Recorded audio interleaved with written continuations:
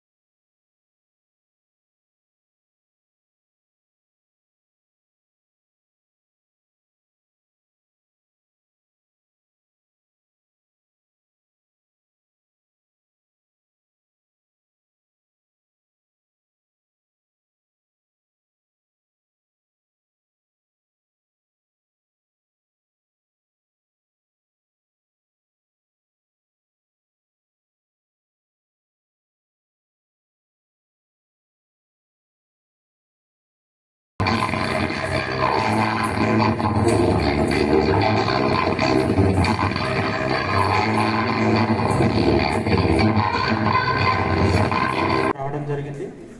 అట్లానే 10th క్లాస్లో కూడా చాలా మందికి 10/10, అదేవిధంగా మోర్ దెన్ 9 కూడా పర్సంటేజ్ చూస్తే చాలా ఎక్కువగా ఉంది.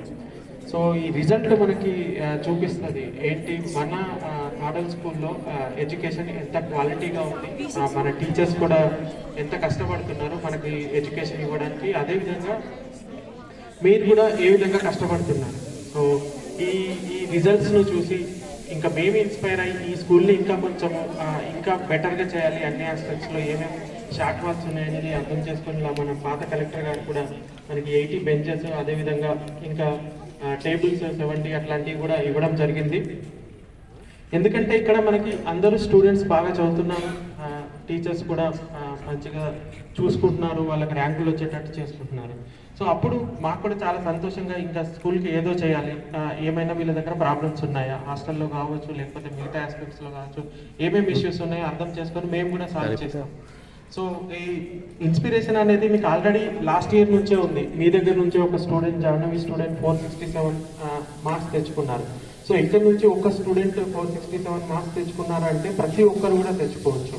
సో మనకి ఇచ్చే ఇక్కడ టీచర్స్ సేమ్ ఉంటారు, ఇక్కడ ఎన్విరాన్మెంట్ సేమ్ ఉంటుంది, మిగతా అన్ని ఆస్పెక్ట్స్లో సేమ్ ఉంటాయి. బట్ తేడా ఎక్కడ ఉంటుందంటే మనం పెట్టే శ్రద్ధ, మనకున్న డెడికేషన్, మనము ఎడ్యుకేషన్కి ఇచ్చే టైమింగ్.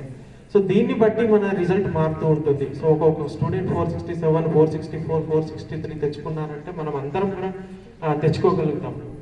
సో ఫస్ట్ మనకి దానికి కావాల్సింది ఏంటిది, మనం తెచ్చుకోవాలనే ఒక స్ట్రాంగ్ పట్టుదల, ఒక డెడికేషన్, ఒక కృషి